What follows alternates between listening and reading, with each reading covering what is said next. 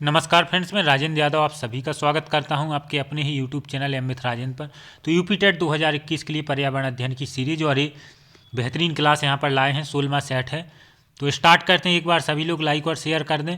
रानीपुर वन्य जीव अभ्यारण्य कहाँ स्थित है? और इसमें 30 महत्वपूर्ण प्रश्न देखने को मिलेंगे। बहुत कम समय में बहुत ही अच्छे प्रश्न हम आप लोगों के लिए लाते हैं। तो पहला प्रश्न, रानीपुर वन्य जीव अभ्यारण्य कहाँ स्थित है? तो रानीपुर वन्यजीव अभ्यारण्य चित्रकूट में है। सी इसका सही आंसर होगा। अगला प्रश्न, विश्व का सबसे बड़ा एवं लिखित संविधान किस देश का है? तो सही आंसर हो जाएगा भारत। अगला प्रश्न, अभ्रक उत्पादन में प्रथम स्थान भारत में किस राज्य का है? तो अभ्रक उत्पादन में भारत में जो 3 प्रमुख मुख्य उत्पादक राज्य हैं, राजस्थान, आंध्र प्रदेश और उड़ीसा, तो प्रथम स्थान आता है अभ्रक उत्पादन में भारत में आंध्र प्रदेश का, जिसमें भी नेल्लोर एक प्रमुख अभ्रक उत्पादक शहर है। तो सही आंसर होगा ऑप्शन ए। नेक्स्ट प्रश्न, तपेदिक उत्पन्न करने वाला जीवाणु का नाम क्या है? तो सही आंसर हो जाएगा माइकोबैक्टीरियम। बी इसका सही उत्तर होगा। अगला प्रश्न देखते हैं, भारत सरकार को कानूनी विषयों पर परामर्श कौन देता है? तो भारत सरकार को कानूनी विषयों पर परामर्श देता है महान्यायवादी। ए इस प्रश्न का बिल्कुल सही आंसर हो जाएगा, ऑप्शन नंबर ए। अगला प्रश्न देखते हैं, उत्तर प्रदेश में कहां फायर किले के निक्षेप हैं? तो फायर किले के निक्षेप है मिर्जापुर में। डी इसका सही आंसर होगा। अध्यक्षात्मक शासन का उदय सर्वप्रथम किस देश में हुआ? तो सही आंसर हो जाएगा फ्रेंड्स अमेरिका। ये इसका सही आंसर होगा। अगला प्रश्न, चंद्रप्रभा वन्यजीव अभ्यारण्य कहाँ है?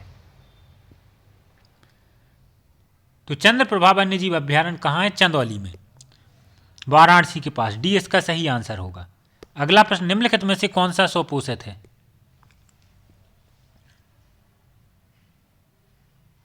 तो शैवाल है वो स्वपोषित है। बी इसका सही आंसर होगा। अगला प्रश्न, उत्तर प्रदेश में कहाँ यूरेनियम के भंडार हैं? तो सही आंसर हो जाएगा ऑप्शन बी, ललितपुर।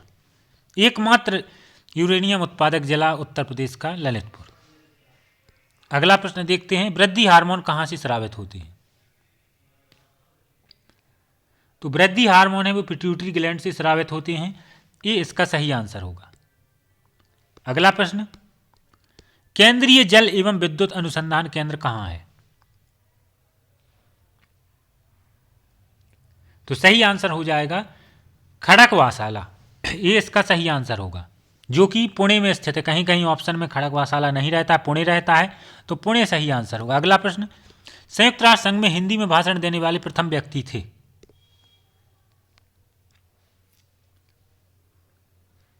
तो संयुक्त राष्ट्र संघ में हिंदी में भाषण देने वाले प्रथम व्यक्ति कौन थे? अटल बिहारी वाजपेयी। बी इसका सही आंसर होगा। नेक्स्ट प्रश्न पर आते हैं, और एक प्रश्न का और आप जवाब दें कमेंट्स बॉक्स में। संयुक्त राष्ट्र महासभा में हिंदी में भाषण देने वाले प्रथम व्यक्ति कौन थे? देखते हैं किन किन लोगों का सही होता है। सभी लोग कमेंट्स में जरूर बताएं। अगला प्रश्न, किशनपुर वन्यजीव अभ्यारण्य कहाँ स्थित है? तो सही आंसर हो जाएगा लखीमपुर खीरी। डी इसका सही आंसर होगा।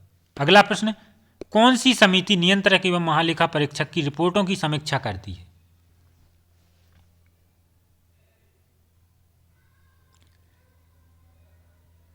नियंत्रक और महालेखा परीक्षक कर्तव्य, शक्तियां और सेवा की शर्तें अधिनियम 1971 में है, और संविधान के अनुच्छेद में 148 से 151 तक जो अनुच्छेद है संविधान के, उसमें इसका पूरा वर्णन है।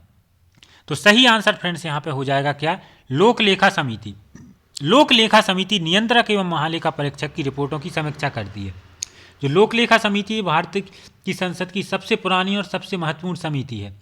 भारतीय संसद के बनने से पहले 1921 में सेंट्रल लेजिस्लेटिव असेंबली में लोक लेखा समितियां होती थी, उस समय से है।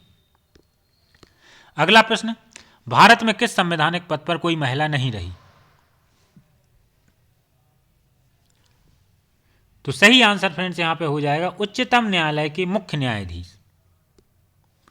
ये इसका सही आंसर होगा। इस पद पर कभी कोई महिला नहीं रही, मुख्य न्यायाधीश। मानव शरीर की सबसे बड़ी कोशिका है?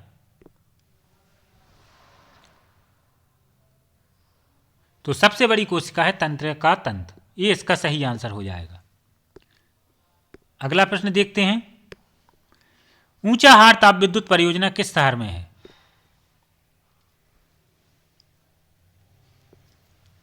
तो सही आंसर हो जाएगा रायबरेली, ऑप्शन ए। अगला प्रश्न, बच्चों का लिंग निर्धारण किसके गुणसूत्र से होता है? तो बच्चों के लिंग का निर्धारण पिता के गुणसूत्र से होता है। इस प्रकार से ये इसका सही आंसर होगा।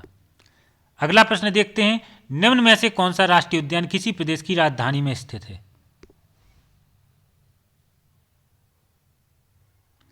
तो सही आंसर फ्रेंड्स यहां पर क्या हो जाएगा?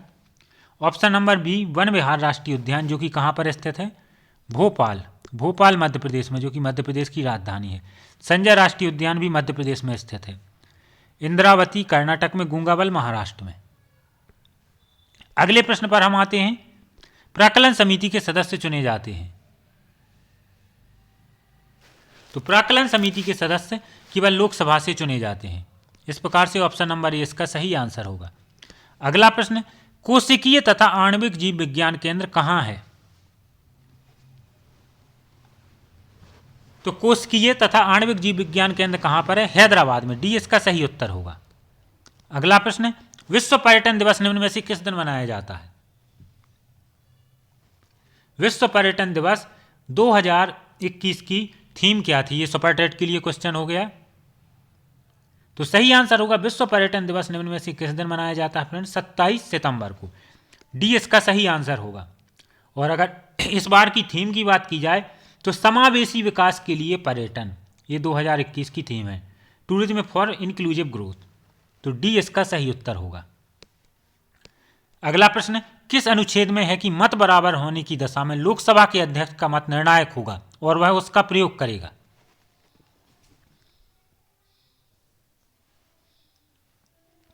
सभापति या अध्यक्ष अथवा उस रूप में कार्य करने वाला व्यक्ति प्रथमतः मत नहीं देगा, किंतु अगर मत बराबर होंगे तो उसका निर्णायक मत होगा और वह उसका प्रयोग करेगा। यह अनुच्छेद 100 में है। तो सही आंसर होगा ऑप्शन बी। अगला प्रश्न, पिनियल ग्रंथि कहां स्थित होती है? तो पिनियल ग्रंथि मस्तिष्क में होती है। इस प्रकार से मस्तिष्क इसका ऑप्शन ए सही उत्तर होगा। अगला प्रश्न, विश्व बांस दिवस कब मनाया जाता है? तो विश्व बांस दिवस मनाया जाता है 18 सितंबर को। अगला प्रश्न, भारत के सर्वोच्च न्यायालय को कौन सी शक्तियां या अधिकार प्राप्त हैं? केवल प्रारंभिक अधिकार, केवल अपीलीय क्षेत्र अधिकार, प्रारंभिक और अपीलीय, या प्रारंभिक, अपीलीय और परामर्शदात्री? बहुत ही अच्छा प्रश्न है। तो फ्रेंड्स, आप एक दिन और क्वेश्चन कराया था, संविधान की धारा 143 के अनुसार यदि राष्ट्रपति किसी संवैधानिक प्रश्न पर या किसी भी विषय पर सर्वोच्च न्यायालय से परामर्श लेना चाहे तो सर्वोच्च न्यायालय अनुच्छेद 143 के अनुसार देता है। तो यहाँ पर जो परामर्शदात्री क्षेत्राधिकार है वो 143 में है। तो परामर्शदात्री तो है। प्रारंभिक क्या होता है? जो प्रारंभिक क्षेत्राधिकार है वह क्या होता है फ्रेंड्स? तो प्रारंभिक क्षेत्राधिकार है ऐसा विवाद जो देश के अन्य न्यायालय में नहीं जाते हैं, केवल सर्वोच्च न्यायालय में जाते हैं, जैसे कि राज्यों के मध्य विवाद।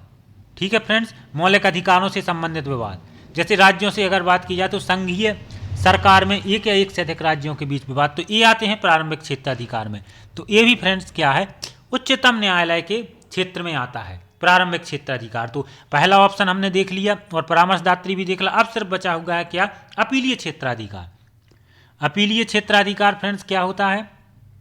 जैसे कोई हाई कोर्ट में, उच्च न्यायालय में कोई भी मामला जाता है तो उसको चुनौती देना चाहे, अपील करना चाहे तो सर्वोच्च न्यायालय में, तो यह भी सर्वोच्च न्यायालय के न्याय क्षेत्र में आता है। तो इस प्रकार से सही आंसर क्या हो जाएगा? भारत के उच्चतम न्यायालय या सर्वोच्च न्यायालय को क्या प्राप्त है? प्रारंभिक, अपीलीय और परामर्शदात्री क्षेत्राधिकार सभी। तो डी इसका सही आंसर होगा। अगला प्रश्न, मानव शरीर की किन कोशिकाओं में सबसे कम पुनर्योजन शक्ति है?